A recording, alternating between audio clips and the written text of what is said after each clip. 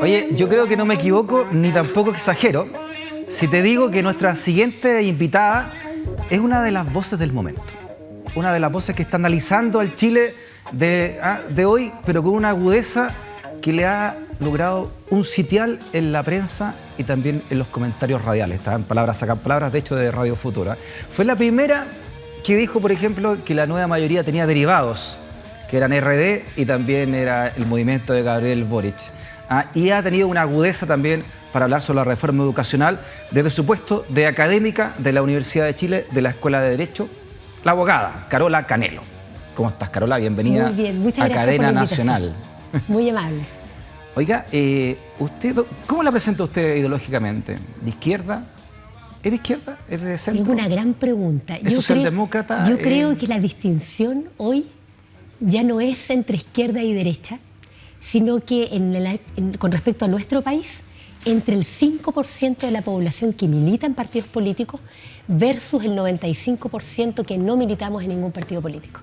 Yo creo que esa es la gran distinción, porque hoy en día la distinción entre izquierda y derecha se ha perdido completamente. Por ejemplo, en ese 5% que milita y que en el fondo se gasta el presupuesto de la nación, digamos, y determina qué hacer con los recursos públicos, ahí hay una gama que en rigor ni siquiera responde a izquierda y derecha. Si uno analiza profundamente, nos vamos a dar cuenta que no hay ni liberales ni tampoco socialistas en rigor. Liberales entendido como aquellos que creen, siguiendo a Adam Smith, de que a través del interés individual tú logras un interés común, que es una forma de ver la política y una forma legítima de ver la vida.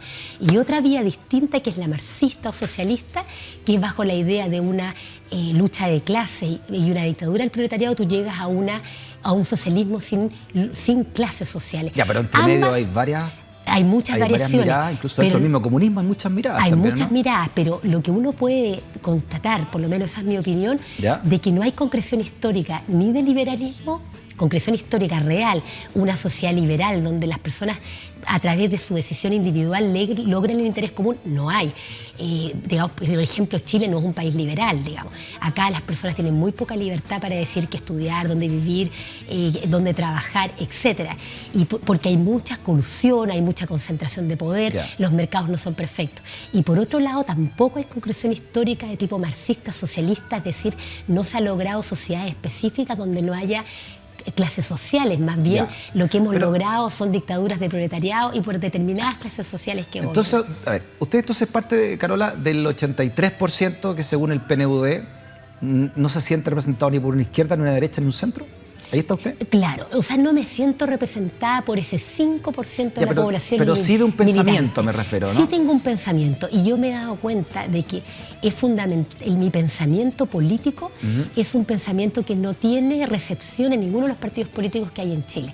Y lo digo después de muchos años, porque yo me eduqué en la Facultad de Derecho de la Universidad de Chile, que es el centro político por excelencia de nuestro país.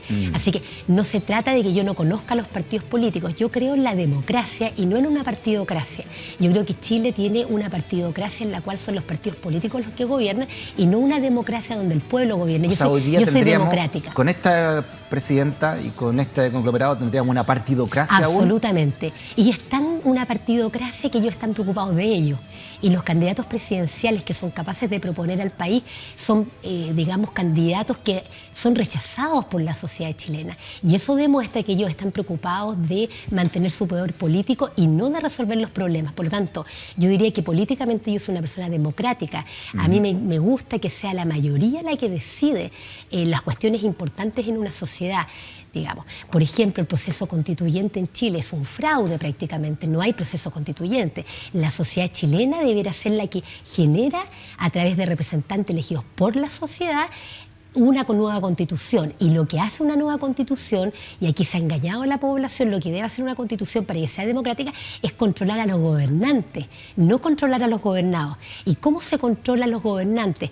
Pues con normas anticorrupción muy importantes, con normas de límites de ejercicio del poder y con una buena consagración de respeto y garantía de los derechos fundamentales. Los derechos humanos son fundamentales en una sociedad y eso es lo que se está infringiendo diariamente en Chile. Carola, ¿y este gobierno, usted cree que le ha faltado la verdad también al aplicar estas reformas yo creo que ellos han llamadas faltado, estructurales en un principio? Sí, yo creo que uno, y lo digo responsablemente, yo creo que se le mintió a la sociedad chilena cuando se dijo que se iba a hacer una educación pública gratuita de calidad. Digamos. Eso es una mentira enorme y los hechos están a la vista. Si uno revisa la reforma escolar que se hizo, no se destinó los recursos en forma preferente a la educación pública escolar, sino que se destinaron los recursos públicos a los dueños de los colegios particulares subvencionados. Esos mismos colegios particulares subvencionados que en general son de mala calidad y que muchos de ellos incluso cometían engaño colocando a los alumnos como asistentes cuando en realidad no estaban para efectos de cobrar subvención estatal. Es decir, el gobierno de Bachelet ha premiado a ese grupo de personas en detrimento de la educación pública, digamos, escolar, e incluso hay casos emblemáticos como aquellos pocos excelentes, digamos, en el ámbito escolar público, que incluso han sido maltratados por el gobierno, como ha ocurrido con el Instituto Nacional y otros colegios que son muy buenos y que, sin embargo, han sido completamente desprotegidos. Y a nivel universitario ha pasado exactamente lo mismo. Bueno, hay que decir que el Instituto Nacional y otros emblemáticos van a ser destruidos por miradas como la de Giorgio Jackson y Camila Vallejo, ¿no? que esperan que la ruleta sea mejor que el mérito. Es inaceptable. ¿Usted qué piensa de eso? Yo pienso de que, mire, la educación es un derecho fundamental y por lo tanto Chile es un Estado infractor que no ha reconocido que todo individuo tiene derecho a educarse. ¿Y dónde se educa uno? Los papás pueden elegir llevarlo a un colegio privado y pagar por eso. Perfecto, educación mixta, libertad de enseñanza. Pero el Estado siempre tiene que tener una educación pública, gratuita y de calidad. De manera que si una persona no tiene dinero para ir a un colegio privado, pueda ir a un colegio público y desarrollarse. Pero un colegio público bueno. Por lo tanto, que el gobierno de Bachelet destruya esos pocos colegios públicos buenos que existen es inaceptable. Y eso es propio de concepciones de tipo fascista, en los cuales no se acepta de que hay mérito en las diferentes clases sociales, porque la verdad es que si uno analiza, se da cuenta que hay chilenos de todas las clases sociales que son gente muy valiosa y que son personas que deberían ser apoyadas por el Estado para desarrollar sus capacidades al máximo nivel. Y eso es lo que ha ocurrido, que se trata de segregar. Entonces tú tienes a la gente de clase media alta en los colegios particulares pagados que pueden perseguir fin de lucro porque no se eliminan los lucros. Tienes después la gente de clase media hacia abajo en los colegios particulares subvencionados y ya derechamente la gente ya de escasos recursos en los colegios públicos. Una segregación, no se logró ni siquiera la inclusión. Se ha instalado la idea de que hay una esperanza puesta en nuevos líderes que llegaron al Parlamento, entre ellos Giorgio Jackson y Gabriel Boric. ¿Usted tiene la misma esperanza? Ninguna, porque la verdad es que ellos no son productos de los movimientos sociales. Ya, o sea, yo creo que la gente pensó que estos dos jóvenes eran producto de los movimientos estudiantiles sociales. La verdad es que ellos no surgen de los movimientos sociales. No es que todos los estudiantes hayan colocado a estas personas como líderes. No es así. Ellos fueron colocados por partidos políticos de la nueva mayoría. En el caso de la izquierda autónoma, a mí me consta, porque pude observar personalmente la generación de la izquierda autónoma, y eso fue una creación entre el PPD y la democracia cristiana, digamos. Y esto surge el año 2009, cuando Gabriel Boric fue presidente del Centro Estudiante y fue incluso hasta financiado por personas en la Universidad de Chile, que fue una toma cuyo objetivo final eran 3.000 millones de pesos que había en la Facultad de Derecho de la Universidad de Chile por conceptos de excedentes, un año antes de la segunda vuelta entre Frei Ruiz-Tagle y Sebastián Piñera, digamos. Es un tema político muy delicado. Y por otro lado, en el caso de Giorgio Jackson, él es una persona más bien vinculada a la Pontificia Universidad Católica, una visión, yo diría, más bien conservadora, francamente conservadora, y donde hubo mucha influencia en la creación de Revolución Democrática de personas del Partido Socialista. Y por eso a mí no me extraña que ellos hayan participado en el Ministerio de Educación del gobierno de Bachelet, este último, y podemos ver el proyecto de ley es un desastre. Por lo tanto, ahora no puede Giorgio Jackson, yo creo que no tiene autoridad moral para venir a criticar un proyecto de ley en el cual personas de Revolución Democrática participaron en el Ministerio de Educación. ¿Cómo lo explica usted eso, Carola, que un movimiento como Revolución Democrática haya participado en un gobierno y después se vaya y a las 2 semanas lo esté criticando? Es inaceptable, es la misma. Hay una otra digamos, muestra de esto, es que cuando se supo de que el PPD, este partido por la supuesta democracia, digamos, tenía como militante en su libro de contabilidad, aparecía Soquimich, o sea, una empresa pública que fue privatizada en la época de Pinochet y que estaba controlada por el ex yerno de Pinochet, Ponce Lerú, hasta el día de hoy. Después que se sabe eso, aparece la crítica a Giorgio Jackson. Claro. Y Giorgio Jackson dice, vamos a ver si vamos a generar una alternativa en Santiago. ¿Y qué ocurrió ahí? Inmediatamente el PPD y la nueva mayoría trataron de traidor a Giorgio Jackson porque estimaron de que era inaceptable que, siendo que él logró, por omisión de la nueva mayoría, llegar a tener un cupo como diputado en el Congreso Nacional, que ahora apareciera, digamos, como mordiendo la mano que le dio de comer. O sea, todo esto es una ordinariedad absoluta, digamos, porque en el fondo la sociedad chilena lo que le interesa es que las personas que estén en el poder sean personas probas. Y cuando hablamos de probidad, significa que ejercer la función pública para el interés común y no para el interés particular. Y es un interés particular cuando las personas actúan en favor de su partido político y no miran el bien común de la sociedad. Sí. Por lo tanto, Giorgio Jackson, si hubiera sido consecuente, debería alguien de Revolución Democrática haber ido como candidato para efectos de disputar el poder legítimamente con respecto a Carolina Toá. Pero se mandaron la gran Jorge Burgo, entonces. Exactamente. Lo que no me queda claro, Carola, este link que usted hizo entre la democracia cristiana y el surgimiento de Gabriel Boric como líder en la Universidad de Chile. En la Universidad de Chile, Gabriel Boric fue ayudado por ciertos académicos que tienen vinculación con la democracia cristiana. Por ejemplo, Enrique Barros Burie. Enrique Barros Burie es actualmente el presidente del Centro de Estudios Públicos, ha sido abogado de los Edwards, abogado del Mercurio, abogado de los señores Mate de la Papelera. Y este profesor de la universidad apoyó expresamente a Gabriel Boric en la toma del año 2009. ¿Y por qué se produce ese apoyo político y por qué de la democracia cristiana? Hay una gran cantidad de profesores demócratas cristianos dentro de la universidad y muchos de ellos fueron golpistas del año 73. Porque no hay que olvidar que la democracia cristiana fue uno de los partidos políticos que promovieron el golpe en Chile. Y por lo tanto, cuando se termina la dictadura, quedaron ellos, junto con derecha pinochetista, quedaron muchos demócratas cristianos en el poder en la Universidad de Chile. En 2009, la democracia cristiana sabía que la Concertación perdía el poder después de 20 años porque muchos demócratas cristianos apoyaron a Sebastián Piñera. Ya. Y por lo tanto sabían que el año 2010 probablemente en la segunda vuelta ganaba Sebastián Piñera. ¿Qué es lo que hace la democracia cristiana? Generar, tal cual como el Partido Nacional, el Partido Conservador generó a la Falange, a la democracia cristiana generó en su momento, ¿se acuerdan? La izquierda cristiana y el MAPO, ahora se generó la izquierda autónoma. ¿Para qué? Para tener caras nuevas, para tener un acercamiento supuestamente con el mundo más social, pero la verdad es que ellos tienen una visión mesiánica. Si usted se fija, jamás Boric, por ejemplo, ha propuesto un proyecto de ley en materia de educación gratuita. Jamás, por ejemplo, ha criticado a los ministros de Educación de Bachelet ni ha promovido una acusación constitucional a pesar de que los ministros de Educación de Bachelet no fiscalizan el lucro o una acusación constitucional contra Bachelet por el hecho de no implantar la gratuidad, que es una obligación contraída en Chile del año 1989. ¿Por qué no lo ha hecho Boric eso? Porque yo creo que él no tiene una conciencia social y no quiere que en Chile haya gratuidad. Así de simple. Uno es lo que defiende, Freddy. Uno es lo que defiende. Y yo creo que incluso él tampoco ha defendido el Instituto Nacional. Incluso yo lo escuché hace poco en Canal 13 diciendo de que cómo se iba a defender la selección dentro del Instituto Nacional. Que él no creía en el mérito como proceso de selección.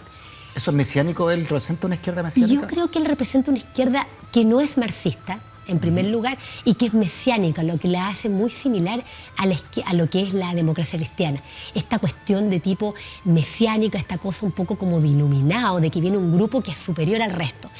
Ese pensamiento de que unos son superiores y otros son inferiores es la base del fascismo. Por eso es algo muy peligroso de que hayan jóvenes que tengan esa visión política y que realmente no hayan contribuido con nada concreto. Sí. Por ejemplo, Boric estuvo involucrado en la reforma laboral del gobierno de Bachelet. La reforma laboral del gobierno de Bachelet es un desastre. Ni siquiera lograron la titularidad de los sindicatos. O sea, nosotros en Chile tenemos una legislación laboral que ni siquiera respeta la huelga efectiva. Entonces, ¿cómo es posible que un dirigente como él, digamos que se supone que es de izquierda, no tenga una posición más dura respecto a... Ahora, y ahí el revés también fue el Tribunal Constitucional, ¿no? Que bajó varios puntos de... Bueno, el Tribunal Constitucional también tiene una designación de tipo política. Sí, claro. Ese es el problema. O sea, aquí hay un cuoteo político, volvemos al 5% de la población que regula los destinos de este país, y por eso mi llamado que yo hago a la ciudadanía es que ese 95% restante, que ya estamos aburridos de esto, tengamos nuestra propia candidatura. Ya, pero ¿qué líderes va a tener ese 95%? Mucho. ¿No? Hay muchas personas decentes y muchas personas preparadas de tipo profesional que pueden hacer un Alejandro gobierno Guiller, distinto. ¿qué representa entonces? Él es de la nueva mayoría. Para mí él, por lo menos, en primer lugar, no sabemos con mayor detalle su pensamiento pensamiento político, pero de lo que yo he revisado, de lo que él hablaba en la prensa cuando era periodista en Chilevisión, es una persona muy cercana a lo que es la nueva mayoría. Y yo creo que con él se corre el riesgo de que si él llega a ser presidente de la República, gobierne con los mismos de siempre. Están totalmente... y lo digo duramente, podrida la estructura de los partidos políticos en Chile, porque son partidos políticos que carecen de democracia interna, son cupulares e incluso hay hasta nepotismo, es decir, hay 2 o 3 familias que controlan los partidos políticos. Los Walker ni hablar, son, los ahí Walker, los Alvear, digamos, y un liderazgo como Daniel Jadwe del Partido Comunista, que aquí dijo en este programa que estaba dispuesto a ser el presidencial de su partido. Mira, él es una persona que yo a él lo respeto, a Daniel Jadwe, por lo que hizo con la farmacia popular. Yo creo que el hecho de que una persona comunista haya hecho una cuestión concreta, tiene todo mi aplauso en ese proyecto. Ahora, el problema, las reticencias que yo tengo respecto del señor Jadwe más bien tienen que ver con su militancia en el Partido Comunista. El Partido Comunista tradicionalmente ha sido un partido que no ha revolucionado nada, por lo menos en Chile nada. Son extremadamente jerárquicos, son extremadamente obedientes del partido, digamos. Una buena muestra es la pérdida de legitimidad social de Camila Vallejo, digamos, justamente por pertenecer al Partido Comunista. Sí. Muchas veces les hacen elegir entre el movimiento social y el partido. Y ahí está el gran tema. Entonces, yo creo que el problema con Jadwe más bien tiene que ver con esas estructuras partidistas que les impiden tomar decisiones y eliminar los coteos políticos que son tan malos para un país como el nuestro. Carola, ¿por qué la ministra de Educación no ha sido llevada a declarar alguna acusación constitucional contra ella? Porque en este momento la nueva mayoría es inconsecuente, la nueva mayoría sí llevó a acusación constitucional a Harald Beyer, porque era el ministro de Piñera. O sea, el año del 2010 al 2014, la concertación, hoy nueva mayoría, se acerca a los movimientos sociales. Genera estos liderazgos estudiantiles que para mí son ficticios, digamos, los generan ellos mismos, con la finalidad de volver al poder. Y por eso acusan constitucionalmente a Harald Beyer. Pero en cambio ahora, que eran acusables completamente Izaguirre y actualmente la ministra del Piano, absolutamente acusable, sobre todo con sus propias declaraciones, digamos, con respecto a Lorit y con respecto a la Universidad Autónoma, no hay ni siquiera 10 diputados de la nueva mayoría o independientes que sean capaces de acusarla constitucionalmente, y lo mismo la derecha, digamos, que es la oposición actual, tampoco lo hace, lo que demuestra que este 5% de partidarios militantes no están preocupados de los derechos fundamentales, como por ejemplo el derecho a la educación. Y por eso yo creo que Chile merece tener una alternativa política. Usted, en otro plano también y de derechos humanos, presentó una demanda, ¿no?, de 485 reclutas contra el Estado. Reclutas que habían sido jóvenes, con cripto en el 73. Efectivamente. ¿En qué consiste esa demanda y por qué la presenta, Carola? Mira, Freddy, esto es una demanda histórica. Resulta de que al año 73, cuando se produce la dictadura cívico-militar, en un contexto de Guerra Fría, con el apoyo de Estados Unidos, la democracia cristiana, la derecha chilena y algunos miembros del Partido Radical, ese mismo año 73 había muchos conscriptos, muchas personas menores de edad, civiles, que fueron llamados a hacer el servicio militar obligatorio. Estos jóvenes, prácticamente niños, ingresaron y se encontraron con una contradicción vital. Ellos no tenían posibilidad de estudiar, digamos, en la universidad y no eran de familias pudientes, por lo tanto no pudieron eximirse, tuvieron que ir. Al año 73, el 11 de septiembre, la dictadura asumió todos los poderes estatales. Solamente el Poder Judicial quedó supuestamente independiente, pero el Poder Constituyente, el Poder Legislativo y el Poder Ejecutivo lo asumió la Junta de Gobierno.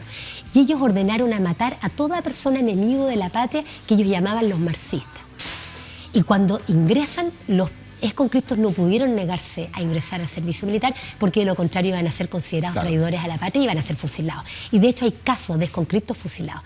Los que lograron sobrevivir, Nach, por ejemplo, que son heroicos, esas personas son héroes, pero no podemos exigirle a todas las personas la calidad de héroes. Usted entenderá que son muy pocas las personas que tienen esa calidad, digamos que un nivel moral superior, que están dispuestos a dar su vida por no ingresar a un servicio militar obligatorio. El resto ingresó, y cuando estaban adentro las Fuerzas Armadas, fuerza pública, digamos, personal público de las Fuerzas Armadas, cometió todo tipo de tropelías, todo tipo de torturas, vejámenes, golpes.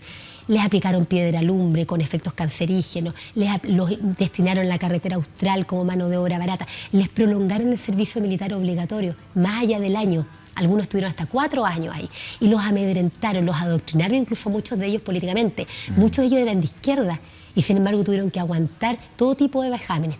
¿Y qué ocurrió, Freddy? Al llegar la supuesta democracia del año 90, aquí en Chile hubo un pacto de silencio, pero de los altos mandos. Es decir, el pacto de silencio en Chile es un pacto de silencio de los que hicieron el golpe. No los de Conscripto, los de Conscripto tenían 18 años de edad cuando se produjo el golpe de Estado. El pacto de silencio en Chile es de los altos mandos. Yeah. Y no repararon a este grupo de personas que son en total en Chile alrededor de 450.000 personas. No los repararon. Se dedicaron a reparar muy bien a las otras víctimas, lo que me parece muy bien.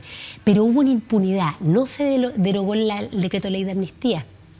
Y los gobiernos de Elwin y de Ricardo Lagos, lejos de apoyar a que las víctimas de derechos humanos fueran los tribunales de justicia, porque son los tribunales los que tienen que ordenar la investigación y las sanciones penales a los violadores de derechos humanos, crearon comisiones administrativas de tipo política, y muchas de ellas con información secreta, como la comisión Valech, 50 años de secreto, para que quedara todo en la más absoluta impunidad. ¿Qué le parece que Juan Emilio Chery haya llegado a la comandancia en jefe del ejército? ¿Es un síntoma? No me extraña.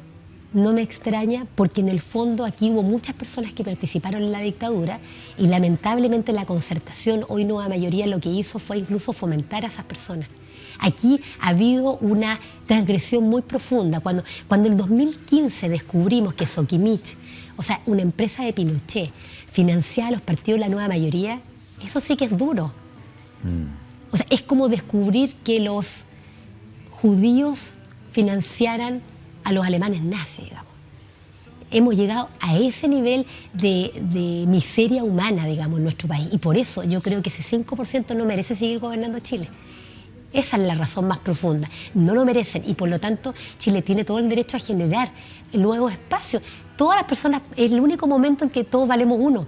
Todos valemos lo mismo el día de votar. Y a propósito de eso, como de que todos valemos lo mismo, y como abogada también y académica de la Universidad de Chile, ¿qué le parece que exista Punta Peuco como cárcel? Es inaceptable. Fue mandado a construir por Eduardo Frei Ruiz-Tagle, precisamente en estas lógicas de impunidad. ¿Recuerda usted, Frei, que cuando fue detenido Pinochet en Londres, lo defendió toda la Concertación?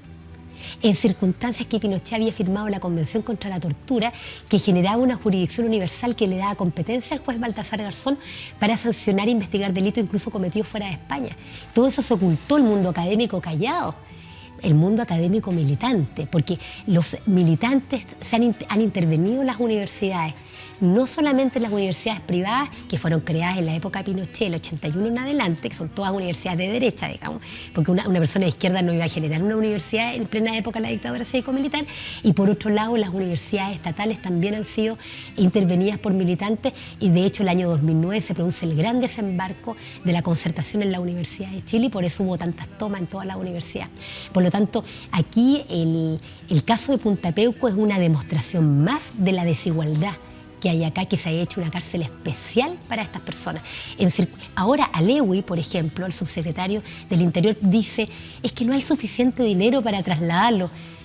Perdón, yo sí que le puedo colaborar con alguna cantidad de dinero y el 95% de la población podría generar el dinero necesario para trasladar al personaje. Algún taxista lo podría trasladar, digamos, a los personajes en forma incluso gratuita, con tal de que estén en el resto de las cárceles del país. ¿Por qué se le hace una cárcel especial?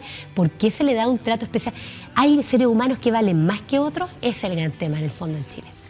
Un libro que muy en su sintonía, Carola, desafía las normas convencionales, para emprender. Un bestseller del New York Times, se lo regalamos a ustedes, gracias. Gentileza de Penguin Random House. Carola, y gracias por haber venido. Gracias a ti, Freddy, por la oportunidad. Muy interesante la conversación. Gracias, te agradezco a ti. Muchas gracias. Hacemos una pausa y nos vemos mañana. Mañana viernes, ¿verdad? Sí, mañana es viernes. Se trabaja, me imagino. ¿Cómo vamos a hacer que se quieren ir al asado y acá? No, muy bien. Mañana, sí, a las 22 horas tenemos Cadena Nacional. Es solo política, pero nos gusta. ¿Y sabes por qué? Porque estamos construyendo identidad nacional.